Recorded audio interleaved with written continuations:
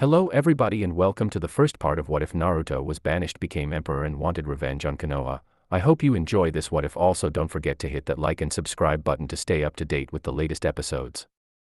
2 long years had passed since the end of the Unification Wars.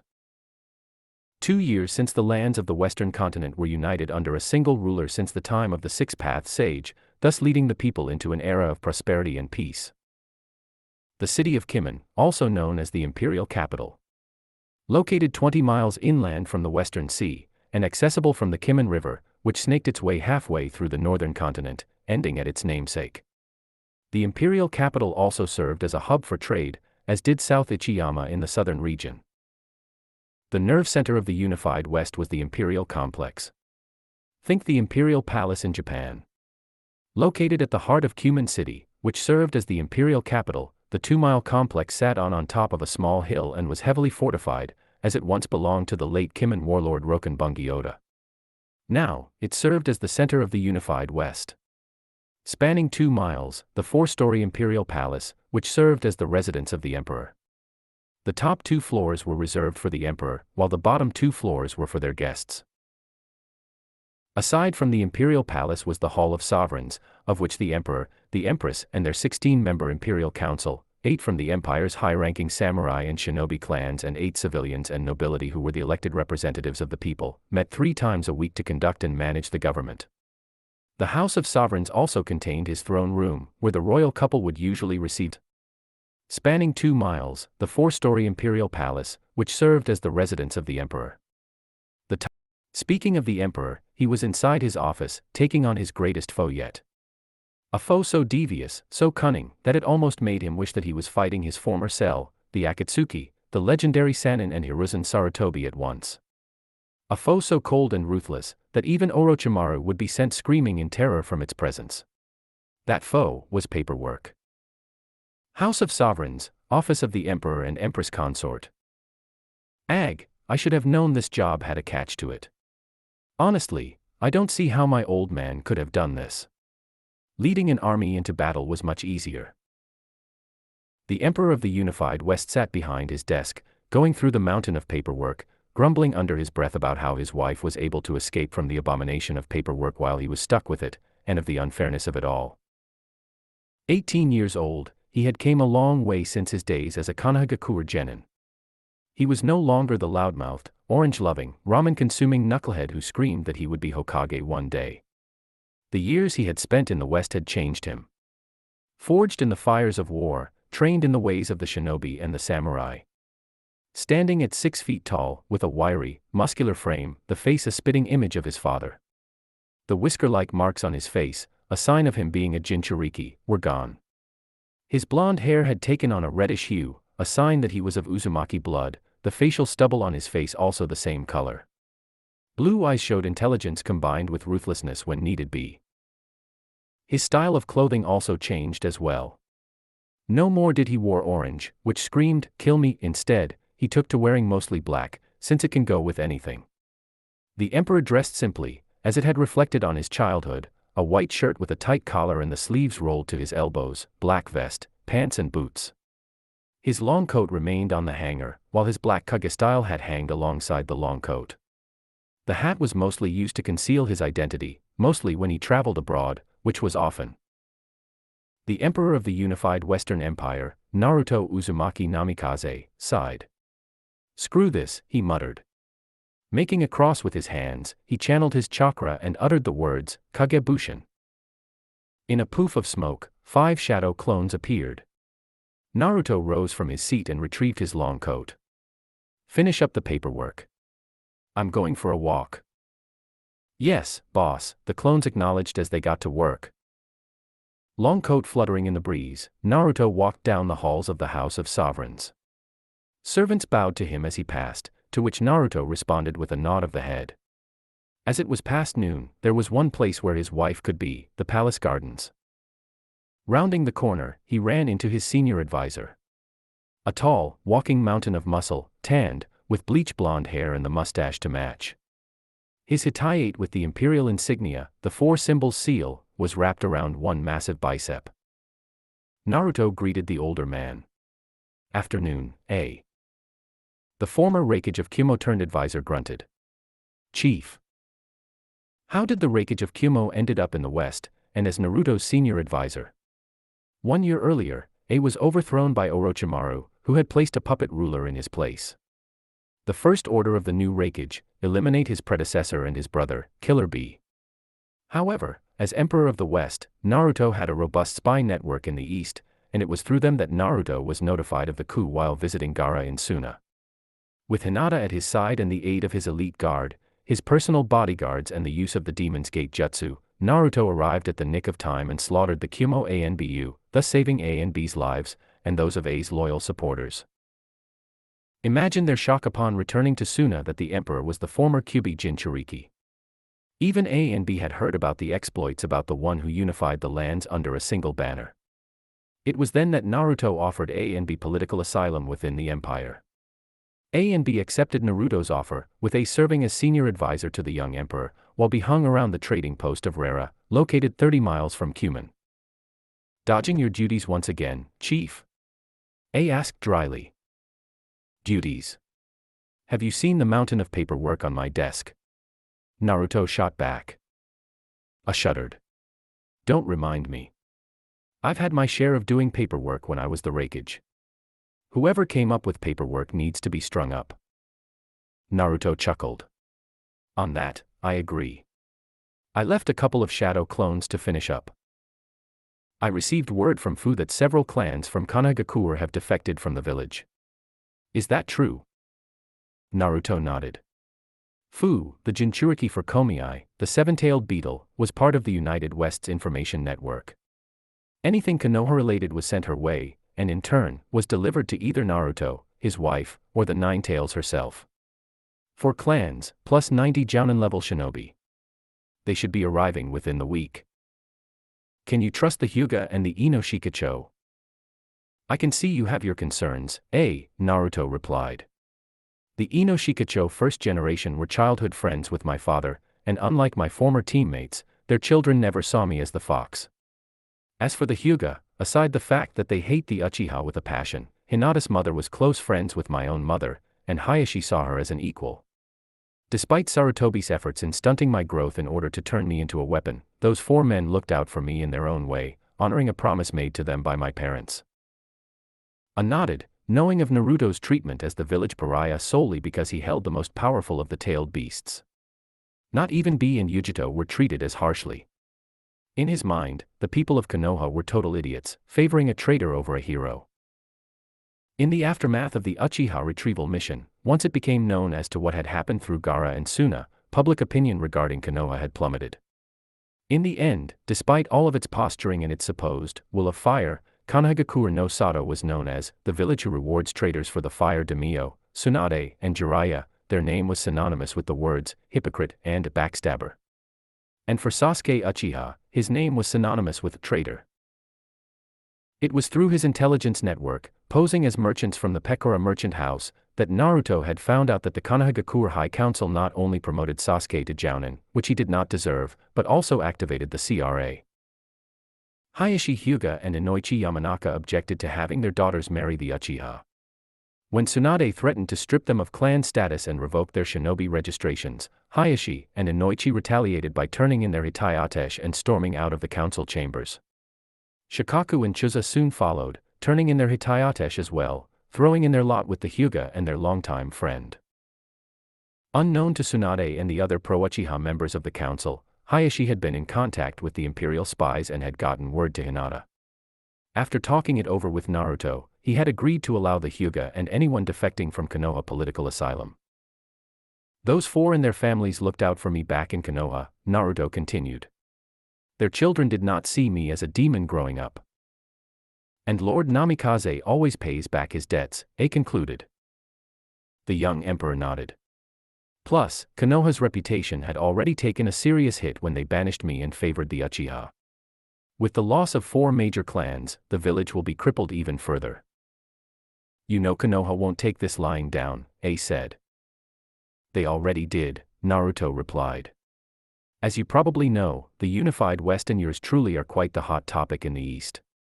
They know of my exploits and of my strength, which is even greater than the legendary Sannin combined. if Konoha attacked the defecting clans who were traveling with the Pekora merchants on the way to the coast.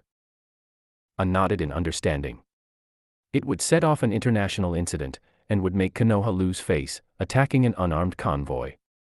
Impressive, Chief. Naruto grinned. Thank you. If you need me, I will be at the gardens. I smirked as he nodded knowingly before walking off in the opposite direction. Imperial Complex, Palace Gardens. The Palace Gardens, think Shang Tsung's Palace Gardens without the Outworld-related stuff, was the favorite spot of the Empress Consort of the United West. Her husband had built it for her, obtaining various rare flowers from east and west. Located at the back of the complex, Naruto had it done for Hinata as a wedding gift, seeing as how his wife loved flowers. Kimen had several gardens and parks, as well as training grounds for its shinobi and samurai, but this was for the Emperor's personal use. Seated under one of the trees, was the Empress Consort of the West. She was reading a romance novel under the shade of the trees, enjoying the spring day. She was the same age as her husband. Her hair, once long during the Unification Wars, was now cut short again, think Samantha Burns' hairstyle from Gears of War 3. She was taller than she was back when they were both Konoha genin, standing at 5 feet 7, several months younger than he was, her pupil-less lavender eyes identifying her as one of the Hyuga. She was dressed in her standard medic nin uniform, which was a black shinobi shizoku, a type of dark-colored training dogi for shinobi, with a crimson lotus decal on the left breast. Underneath the shizoku was a fishnet shirt. A black jounin flak vest completed the outfit. Like her husband, Hinata Hyuga, now Hinata Namikaze had came a long way since Konoha. When the Uchiha was pardoned and Naruto was banished, Hinata was sent along with him by her father in order to keep the Hyuga Council from branding her with the caged bird seal. In the years following her exile, she too had been forged in the fires of war, having become Naruto's second-in-command. She was also the founder of the medic ninja program used during the war, which was one of the major factors in Naruto winning the Unification Wars. While she ran the program, her second-in-command was a clansman from Naruto's clan, Karen Uzumaki. The medic ninja program produced top-notch medic ninjas, who were later assigned to various parts of the empire. Karen was also a former Otogekure kunoichi who had defected from Orochimaru because of his inhumane experiments on the sick in his quest for immortality. Aside from being a highly skilled medic, Hinata was also trained in the assassination arts by Yujito Ni, as well as political intrigue by the elderly Sunshi. She was known to the soldiers and to the people as the Lady, and Princess of Foxes, given as she was the third Kitsune Sannin. She continued to read her novel as she felt her husband's presence behind her. She had gotten better at detecting his chakra signature.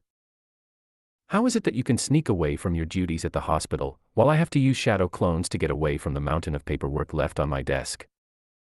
Hinata closed her book and looked up at her husband, who was leaning up against a nearby tree. Karen took over for me at the hospital, Hinata replied, rising to her feet. Unlike the wives of the daimyos in the east, Koyuki Kazahana being the exception, Hinata had an active role as the Empress of the Imperial Nation as head of the Imperial Medic Corps, which was one of the major reasons she was respected by the shinobi and samurai. Of course, she was not exempt from the horror that was paperwork. Naruto walked over to her. Really? He asked, slipping his arms around his wife's waist, smiling broadly. Really, Hinata replied, returning the smile. I missed you, she added, wrapping her arms around his waist. She had to go to the hospital early for a meeting with Karen and Kokoro Yamada, leaving Naruto in bed alone. The moment, however, was ruined with the arrival of one of the kunoichi who was part of the Hellcats. Commanded by former Kyumo kunoichi and Jinchuriki Yujito Ni, the Hellcats was one of several elite special forces units under Naruto and Hinata's command. The Hellcats were all female, consisting of both kunoichi and Anabugeisha, female samurai, and identified by their khaki flak vests. Both Naruto and Hinata were former understudies of Yujito, as she had taught the both of them assassination techniques, which came in handy during the Unification Wars. Chief. Lady Hinata. Naruto frowned, while Hinata giggled. Releasing Hinata, he turned to face the kneeling Hellcat, who had arrived via Shunshin. He recognized her as Yujito's second-in-command. Yes, Kumi, what is it? He asked, annoyed that his Hinata time was interrupted. Forgive me for interrupting, but I bring word from General Ni herself, the Hellcat replied. There is an 5-man envoy from the east en route to the complex. General Ni has identified them as shinobi from Otogekure no Sato. Naruto's frown deepened. Who is leading them? Hinata asked. General Ni has identified them as the Sound Four and the leader of the envoy as Kabuto Yakushi. They should be arriving within 5 minutes. Naruto nodded. Give my thanks to Yujito. Make sure they are discreetly tailed to the complex. Sir. With that, the Hellcat vanished. Naruto sighed. Guess I'll have to take a rain check for this, he said. No rest for the wicked, I'm afraid. Remain here, since your eyes are a dead giveaway, okay? Okay. House of Sovereigns, Throne Room. Seated on his throne, Rinnegan activated Naruto eyed the white-haired man with a combination of disdain and suspicion.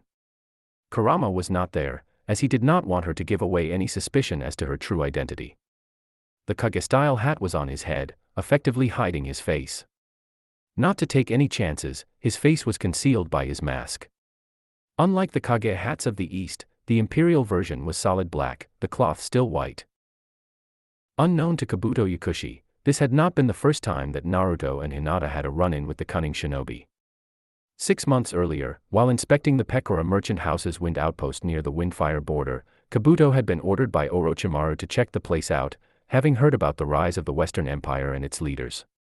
What Kabuto found was the commander of Naruto's elite guards, Major Benisato Mochizuki. Known as the Snake Queen of Kimen, Kabuto had been soundly defeated by the older woman. Then Orochimaru had appeared. The Snake Queen fought the Snake Sannin while Naruto and Hinata watched from the sidelines, Benisato having been warned in advance of Orochimaru's methods. But it wasn't necessary, as Benisato had been more skilled than Orochimaru. The Snake Sannin had been forced to retreat. The white-haired, bespectacled Odo shinobi took a knee, head bowed. Your Imperial Majesty, he began, may your reign be a long and prosperous one. My name is Kabuto Yakushi. I represent Otogekure, the village hidden in the Sound. I bring greetings from my master, Lord Orochimaru. Using his chakra to disguise his voice, think Naruto speaking in Shredder's voice from the first movie, Naruto responded. So what business does your master want with me? Lord Orochimaru has been monitoring the events that have transpired here in the West with great interest, Kabuto said. He is especially impressed that you have united the lands in so little time. He has sent me here to discuss terms of an alliance between your empire and the Sound. Naruto leaned back on his throne. Tell me, Yakushi, what would I gain should I ally myself to the Sound? You would have the backing of one of the most powerful ninja in the East, Kabuto said. Despite our small numbers, you would mostly benefit from Lord Orochimaru's guidance. In other words, take over my body since Sasuke is off limits, and use my army to invade Konoha, Naruto thought darkly. The young emperor made it look like he was in deep thought. I am sorry, but a military alliance is not in the empire's best interest. You misunderstood me, your majesty. Kabuto began, but was cut off. Oh, don't be coy, Yakushi, Naruto replied. Do you really think that you are the first from the east to ask for an alliance? First it was the rock, then it was the cloud, you make number 3. The people has seen war since the era of my great ancestor, the Six-Path Sage. Kabuto's eyes went wide. You're a descendant of the Six Paths himself. I thought only the Senju and the Uchiha were his only descendants. Naruto chuckled dryly. No. The Six Paths had only one child, a daughter, who is the founder of my clan. The 2 brothers who would later found the Uchiha and Senju lines trained under him, nothing more. When the Six Paths died, they changed their lineage to make it so that they were his progeny, and tried to murder his daughter. Despite the Senju founder wielding the Mokuton and the Uchiha wielding the Sharingan, they were no match for the Rinnegan's power, and were beaten. After that incident, she fled here. It was a half-truth, actually. The Uzumaki clan ancestor did not flee to the west, but instead settled in what was to be known as Whirlpool Country. But we are getting off subject, Naruto continued. The people has seen war since the era of the Six Paths. Unlike the people of the East, they have not known a lasting peace. I saw the lawlessness of the lands and I gave them the peace they desired. I am merely a servant of the people and even an emperor must listen to the will of the people. I am truly sorry that you have come this far, but tell your Lord Orochimaru that my answer is no. Kabuto slowly nodded. I see. In any case, Lord Orochimaru will be disappointed that you will not agree to the alliance. I thank you for your time, Your Majesty. With a wave of his hand, Naruto excused Kabuto. As soon as the sound envoy left the room, Naruto summoned the commander of Shadow Company. Kazuma. Emerging from the shadows as if it was water, was the head of the Kazuma clan, and commander of the appropriately named Shadow Company. A bald, wiry man in his early 50s, Hideo Kazuma was the first to swear loyalty when Naruto had killed Rokubunji Oda. The Kazuma clan were masters of a rare bloodline called Shadow Release, which allowed them to cover major distances by using the shadows of various objects. You called, Chief? Kazuma asked.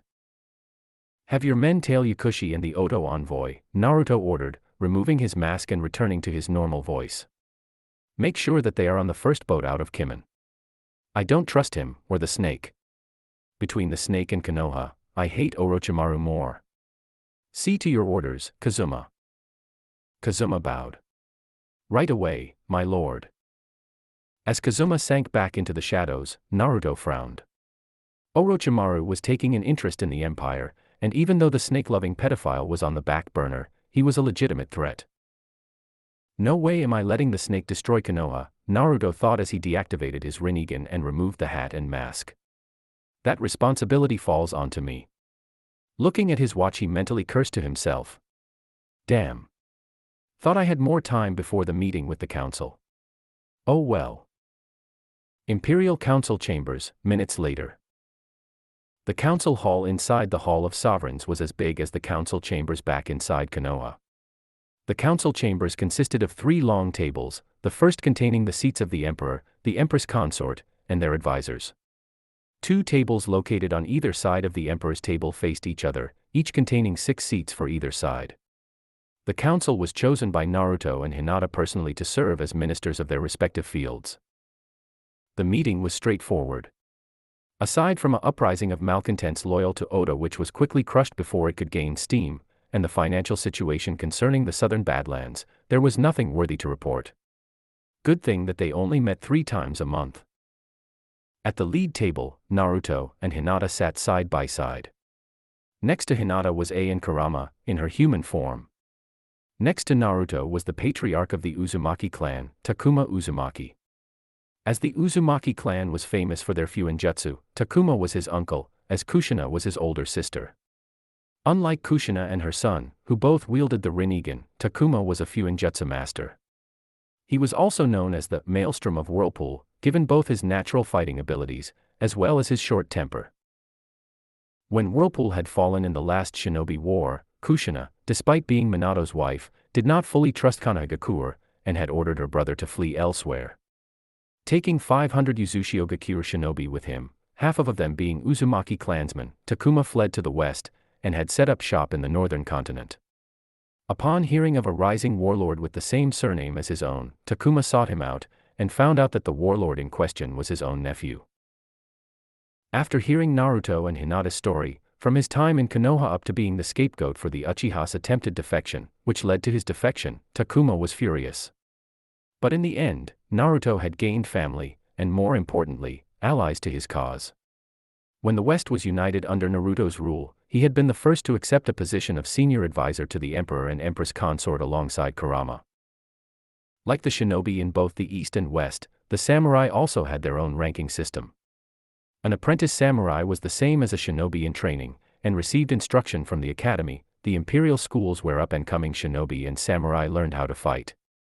The largest of the schools were in the imperial capital, Karataport, South Ichiyama, and Tears Point. Once the amateur samurai passed a series of physical and mental exams, they became Ainaiseibushi, amateur samurai. It was the shinobi equivalent of genin. Unlike the shinobi system, the Ainaiseibushi would be assigned to either a 3-man cell or apprentice to an elder samurai. After 2 years, the Ainaiseibushi were eligible to be promoted to Chukenbushi, middle samurai. The Chukenbushi is the most common rank of samurai, and was the shinobi equivalent of chunin. They were the foot soldiers and archers, the main bulk of the samurai forces under Naruto's command. It is there that the Chukenbushi had to prove their worth. Last was the Saibushi, elite samurai. The samurai equivalent of jounin, they are the highly skilled samurai, a position that would take most of their lives to obtain. The Saibushi were mainly the officers of the Imperial military, people who both the samurai and Naruto had fought alongside with and trusted with their lives. Some of the Saibushi were clan heads, others were not. The Saibushi were the ones who took on a single apprentice or a cell of their choosing. They were highly respected by both shinobi and samurai. Naruto himself was of this rank. On Naruto's left, Sunshi, the elder samurai warrior and philosopher who had taught Naruto the ways of the samurai. In most cases, he was a lot like Danza Shimura, a warhawk. Only difference was that he fought wars to defend his homeland, not to expand his influence. He was also the Minister of Defense. A powerful samurai even to this very day, he held the rank of Kodenbushi, the legendary samurai. In his younger days, as Naruto and Hinata had later found out, he had traveled in the east, defeating Hiruzen Sarutobi, Hanzo the Salamander and even the Sannin.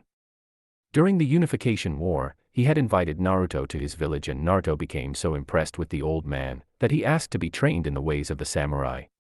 When the empire was created, he was the first that Naruto had invited to be on the council. Despite his old age, Sunshi was well respected by samurai and ninja alike. His granddaughter, Sana Sunshi, who was a member of Yujito's Hellcats, served as part of Naruto's elite guards. He was also the only person who could still kick Naruto's ass 6 falls out of 10. Next was Eiji Kibagami, also from a respected samurai clan with connections in Iron Country, as he had family there, which was helpful when Naruto negotiated a trade agreement between the Empire and Iron. A hard-punching, hard-drinking samurai with a mouth that would make Tayuya blush and Haiden green with envy, he was the first to join up with Naruto in his ambition. He was a Saibushi-level shinobi who served as the Minister of Samurai Affairs.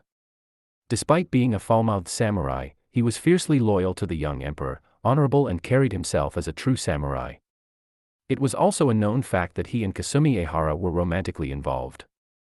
His pet wolf, Bijumaru, was at his side. Like Sunshi, Eiji had a member of his family as part of the elite guard. His nephew Hideo Kibagami served proudly. Next to Kibagami was the head of the Chiba clan, Kuda Chiba, a jounin who served as Minister of Shinobi Affairs. The Chiba clan was a line of ninja who practiced a deadlier style of taijutsu that would put even Rock Lee and Mato Gai to shame, the taijutsu used originally as an assassination technique.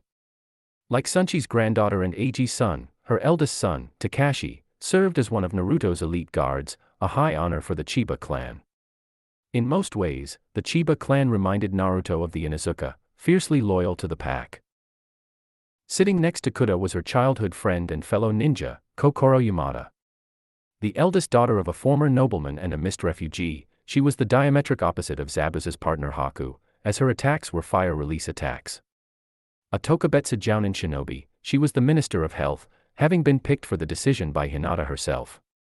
In an interesting side note, her bloodline allows her to endure an opponent's fire attacks unscathed. The Yamada clan also had a reputation for being top-notch healers whose skill rivaled that of Tsunade in her prime. Next to the fire-wielding mistress was the regal Kasumi Ehara. She was a Saibushi-level samurai who served as Minister of the Interior. The Ehara was the most powerful samurai clan in the southern region, in both influence and skill, and aside from the elderly Sunshi who resided on the northern continent, was one of Naruto's major supporters.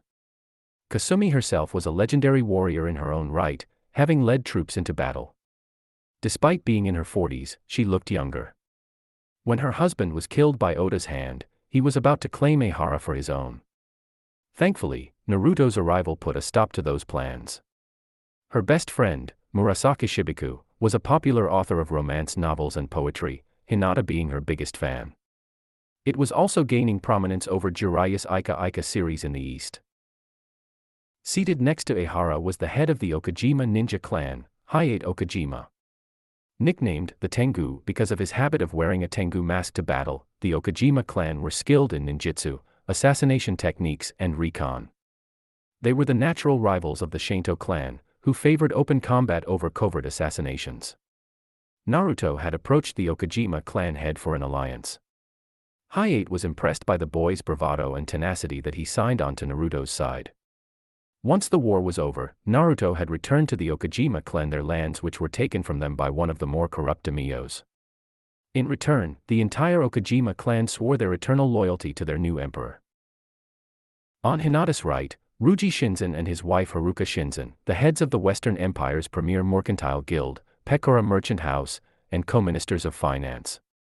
Ruji was originally a mercenary ninja, while Haruka had a gift for business and management. They were the first to back Naruto in his ambition financially following the death of Rokubunji Oda. When the Unification Wars had reached its conclusion, they created the merchant houses which had two purposes, providing imported and exported items across the empire and in the east, while at the same time, keeping a close eye on the more unruly villages in the east. Thanks to Naruto, they now had branches all over the country, as well as several locations in the east, some of which served for gathering intel, as in Iwa, Fire Country, and Kumo. Next was Shinoda Wakaba, former pirate captain, now a close business partner and longtime friend with the Shinzens, since his 10-boat fleet was originally used to harass and plunder both Oda's and his allies' supplies. It was Haruka who had pointed out the perks in having a fleet of ships backing up his ambition to Naruto. Now, with the war over, the fleet was now used to transport goods all over the continent, as well as in the elemental countries. In an interesting side note, the Shinzens and Wakaba were both in-laws, since the Shinzen's son had married Wakaba's daughter, which had brought their families into a close alliance. Seated next to Wakaba was Katsumoto Kitahara. A daimyo from the southern region who supported the people and working class. He was overthrown by a power-mad warlord and condemned to wander the lands, until Naruto found him. He was one of the key members in the civilian council in which, thanks to Katsumoto, that his major support base was the civilians themselves. Katsumoto's lands were restored unto him, as well as his title as a reward for his service and loyalty. Given his passion for justice, it was fitting that he served as minster of that post. Next to Wakaba was Shin Akizuki. His home was the southern part of the continent.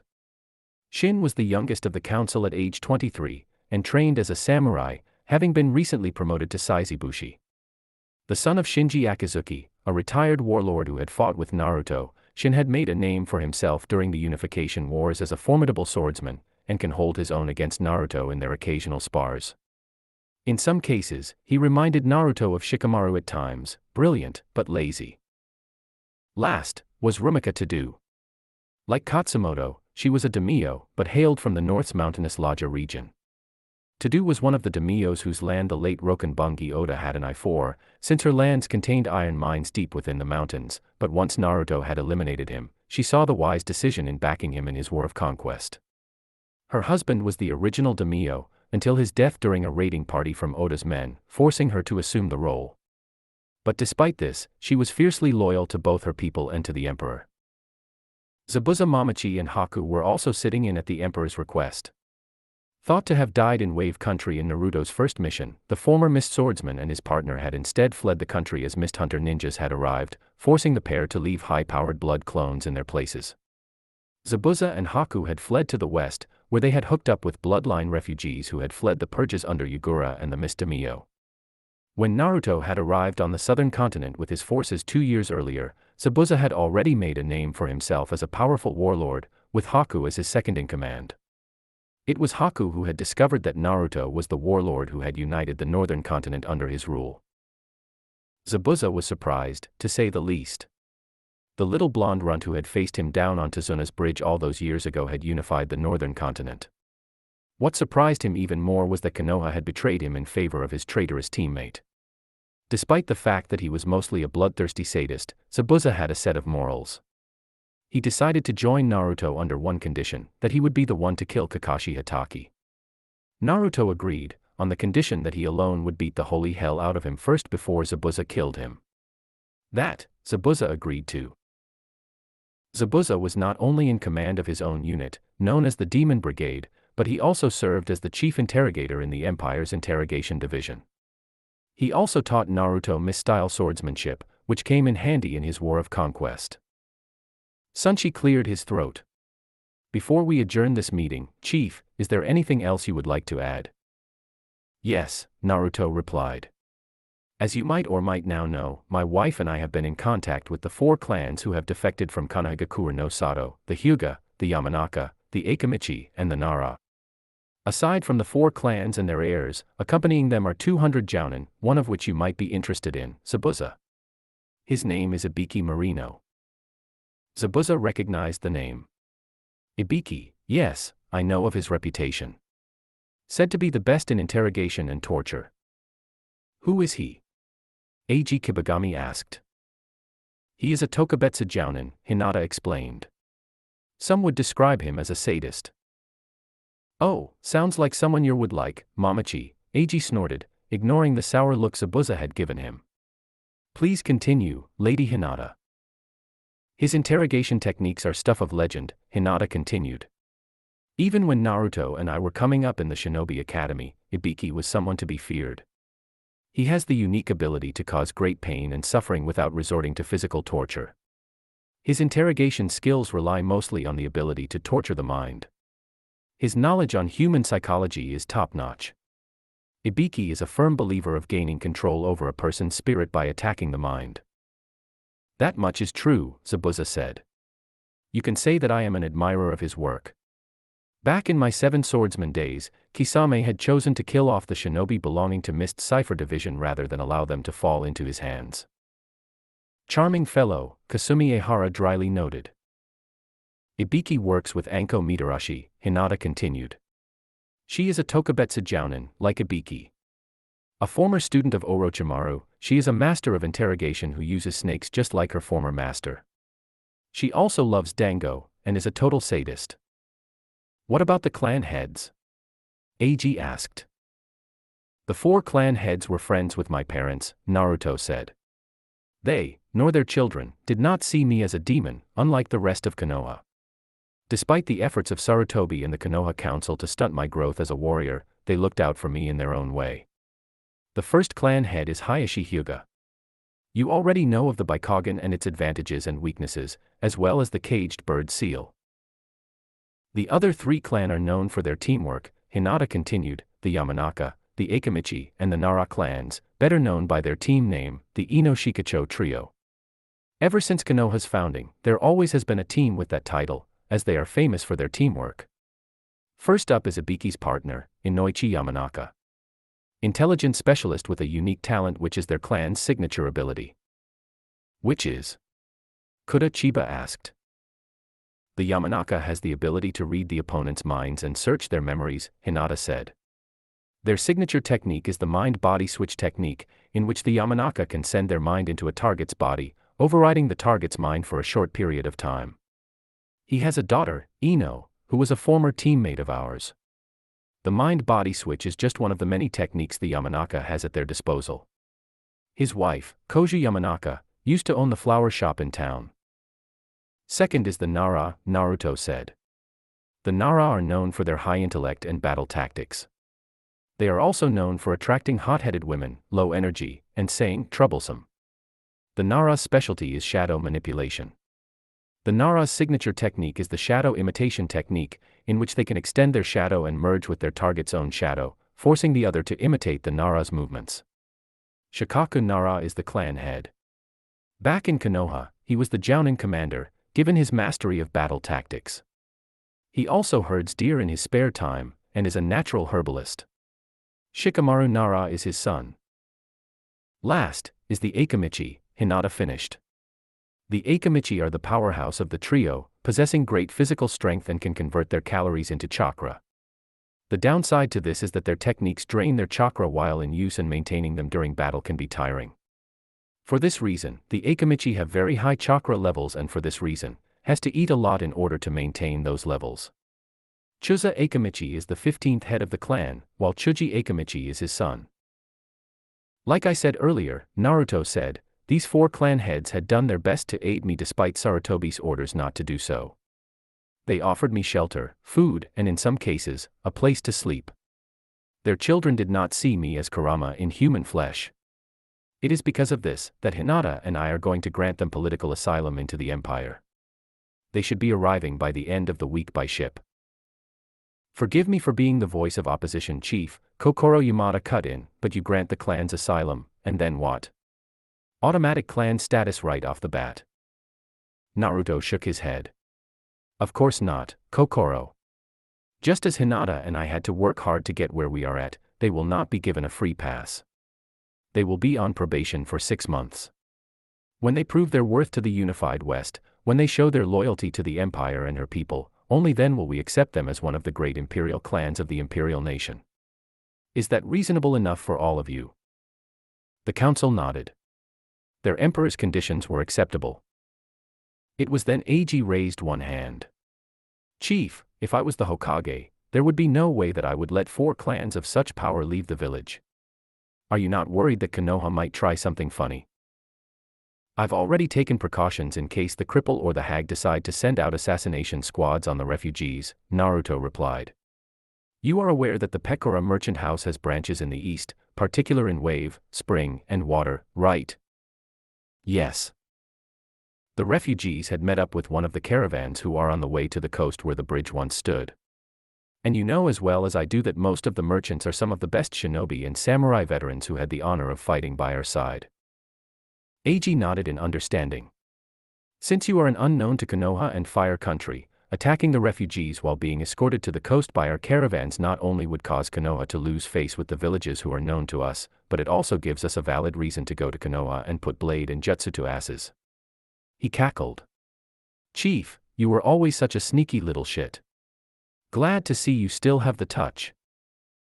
Coming from you, I'll take that as a compliment, Naruto replied, used to the older samurai's foul-mouthed tendencies. This, coming from the same guy that came up with a thoughtful, albeit crude description about his wife's demeanor, the only thing bigger than her tits is her heart. Of course, he said that within earshot of Kasumi and the other female members of the council, which earned him a one-way trip to the hospital. He would be in a body cast for the rest of the month. Is there anything else? Hinata asked. The council shook their heads in the negative. Naruto nodded. This meeting is adjourned.